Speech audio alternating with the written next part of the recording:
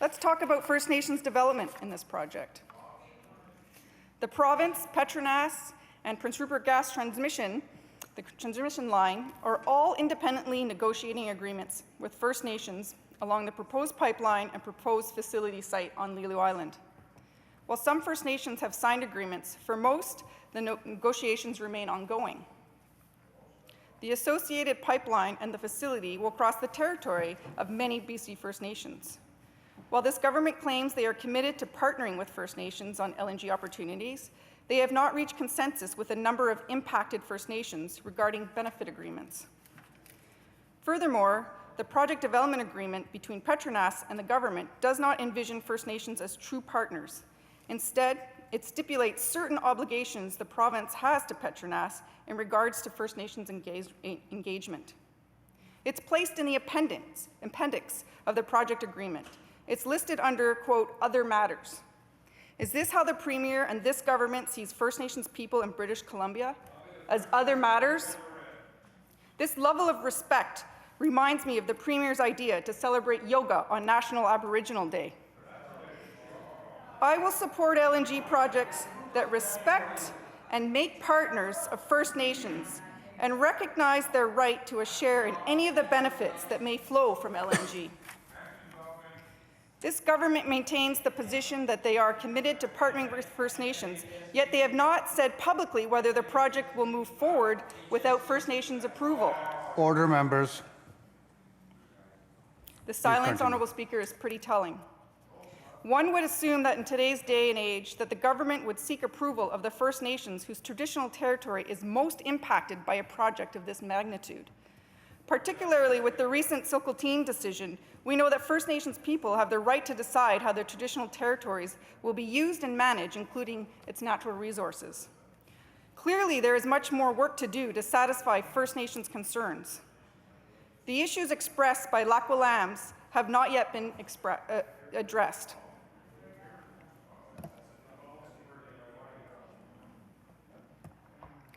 We hear things around the economic and skills training opportunities the LNG industry represents for First Nations, but where is the explicit commitment within the project development agreement? It's one thing to say you're going to do something, and another to enshrine that commitment into a contract or into legislation. Australia could do it. Why can't BC? The BC Liberal government claims to be engaged with 25 First Nations and to have signed 14 agreements related to the facility and pipeline. Despite these claims, only 7 agreements are listed in the project development agreement, as well as on the government's Natural Gas Pipeline Benefits Agreements webpage. There is a list of a whole bunch of other LNG pipeline projects that have various First Nations agreements, but some of these projects are nowhere near or have nothing to do with the Petronas project. The government's comments on First Nations consultation rarely focuses specifically on this Petronas project. Instead, they conflate messaging with negotiations on other pipeline projects to give the appearance that significant progress is being made. For instance, when they announced the project development agreement with Petronas, their news release stated, quote, nearly 90% of the 32 First Nations with proposed pipelines through their traditional territories have indicated their support through one or more pipeline benefit agreements. Even the PDA, the Project Development Agreement, fails to specify which First Nations the province is engaged with and instead refers to pipeline projects more generally. I quote, the province has entered into framework agreements with a number of First Nations related to proposed natural gas pipelines. Benefit sharing negotiations are being conducted with approximately 31 First Nation and Aboriginal groups impacted by proposed pipelines. What proposed pipelines? Which one, Honourable Speakers? Which ones? We believe that in negotiating any LNG project, the government must respect and make partners of First Nations and recognize their right to share in any of the benefits that may flow from LNG. The government needs to do more than say they will consult with First Nations.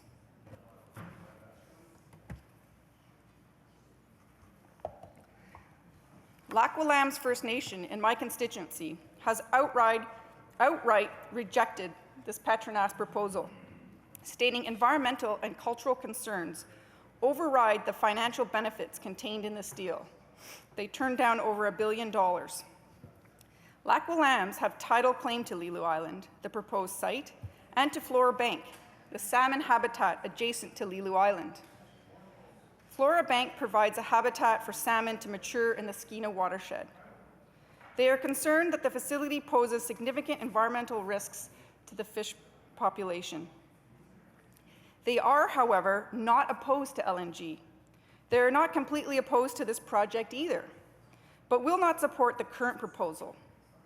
And I quote from a Lac Willam's press release: "Hopefully the public will recognize that unanimous consensus in communities against a project where those communities are offered in excess of $1 billion sends an unequivocal message that this is not a money issue. This is environmental and cultural. That unanimity was achieved in 3 separate community meetings. Lac Willam's is open to business, to development, and to LNG, including this Petronas project. It is not open to development proximate to Flora Bank." In June 2015, the Canadian Environmental Assessment Agency halted their review of the project as they required further information from Petronas regarding the potential effects of the facility. The Canadian Environmental Assessment Agency has halted this project 3 times with concerns to the fish and fish habitat of Flora Banks. These concerns are truly valid concerns, Honourable Speaker. The Skeena River and its estuary is the 2nd largest salmon-producing river in our province. It's the largest undammed river in North America. Flora Banks is one of the most diverse and abundant life-producing eelgrass beds in our province, if not this continent.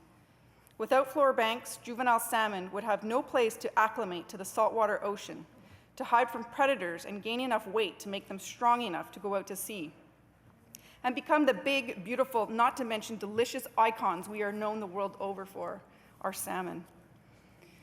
Other proponents have already looked at and turned away from Lelu Island as a potential site, based on concerns in their ability to construct an LNG terminal that wouldn't have adverse effects to fish and fish habitat. No doubt the site poses an enormous environmental and engineering challenge for Petronas. First Nations, commercial fishers, and residents up and down the coast and along the Skeena River place tremendous value on the life-sustaining qualities the estuary provides. There is no dollar amount that can compensate people for the fisheries value it provides. Lac Willam's has clearly stated this, and pushing through this project without these concerns addressed is completely disrespectful and plain wrong, in my opinion.